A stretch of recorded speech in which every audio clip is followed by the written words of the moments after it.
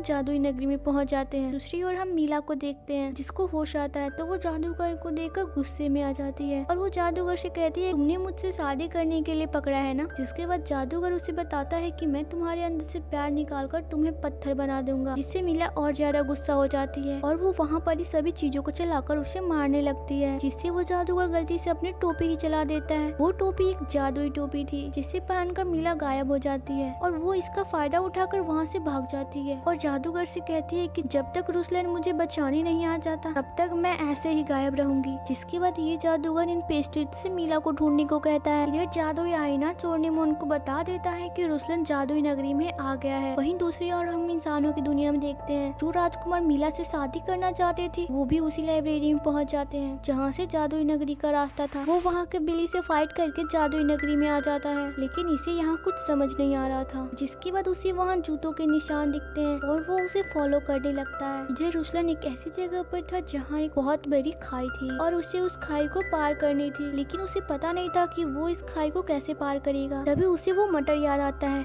जो उससे उस बिल्ली ने दिया था। वो मटर को निकालता है और उस मटर के सामने खांसता है। तभी उसे मिट्टी में लगाता है लेकिन इससे उस मटर को कुछ नहीं होता। तभी एक चूहा उस मटर को चुराकर वहाँ से भागने लगता है। रुस्लन उस चूहे को पकड़ने के लिए उसके पीछे भागता है और उस चूहे को पकड़ लेता है और उस मटर को उससे छीन लेता है। इसके बाद वो चूहा कहता है मुझे इसका रास्ता पता है और वो रुस्लन से वो मटर लेके अपने मुंह में ले लेता है और एक पत्थर के ऊपर अपना मुंह रखता है जिससे उस खाई के ऊपर एक रास्ता बन जाता है। और ये लोग एक गुफा में पहुंच जाते हैं जहाँ उन्हें एक पागल आदमी मिलता है जो इन्हें देखकर डर गया था और अजीबोगरीब हरकतें कर रहा था। जैसे तैसे करके रुस्लन उसे शांत करता है। ये वही जादूगर था जिसे मूवी के स्टार्टिंग में चोरनीमोन ने हराया था। रुस्लन उससे चोरनीमोन का पता पूछता है तो ये आदमी उसे बताता है कि चोरनीमोन का महल नोकीली चट्टानों के बीच में है जिसकी सारी शक्ति उसकी दाढ़ी में है और उसे हराने के लिए एक खास जादुई तलवार चाहिए। जो तलवार तुम्हें एक ऐसी चट्टान से मिलेगी जहाँ एक आदमी होगा। वो आदमी उस तलवार की हिफाजत कर रहा है। तुम्हें उस आदमी से वो तलवार लेनी है। इसके बाद वो लोग गुफा से निकल जाते हैं। तभी उन्हें एक पत्थरों का मॉन्स्टर दिखता है जिसे चोरनीमोन ने भेजा था। रुस्लन अपनी चालाकियों से उस मॉन्स्टर से बच तो जाता है लेकिन इस मॉन्स्टर की पकड़ में वो दूसरा राजकुमार आ गया था जो रुस्लन के पीछे पीछे मीला को लेने आया था। इधर रुस्लन उस मॉन्स्टर से बच के उस आदमी के पास आ जाता है जो उस तलवार की हिफाजत कर रहा था। ये आदमी उसे आसानी से तलवार दे देता है लेकिन जैसे ही रुस्लन वो तलवार लेता है वहाँ के सभी ज़ॉम्बीज़ जिंदा हो जाते हैं जो पहले तो मरे पड़े थे। रुस्लन पहले तो डर जाता है लेकिन फिर वो उन ज़ॉम्बीज़ से पूरी ताकत से लड़ता है लेकिन वो ज़ॉम्बी तो बढ़ते ही जा रहे थे, कम होने का नाम ही नहीं ले रहे थे। जिसके बाद रुस्लन अपना दिमाग लगाता है और वो उस चूहे को उस आदमी के नाक में डाल देता है जिससे उस आदमी को बहुत ही छींक आती है। वो आदमी इतना बड़ा था कि उसकी छींक से सारे ज़ॉम्बी ब्लास्ट हो जाते हैं और रुस्लन तलवार लेकर चोरनीमोन के महल आ जाता है जहाँ मीला उसे खुद मिलने आती है और वो कहती है कि मैं तुम्हें बिल्कुल भी प्यार नहीं करती। तुमने सोचा भी कैसे कि मैं एक एक्टर से प्यार करूंगी। मैं चोरनीमोन से प्यार करती हूँ और हम साथ में खुश हैं। तुम यहाँ से चले जाओ। रुस्लन को बहुत बुरा लगता है और वो यहाँ से जाने लगता है। तभी हमें पता चलता है कि असल में वो मीला नहीं बल्कि वो जादूगर था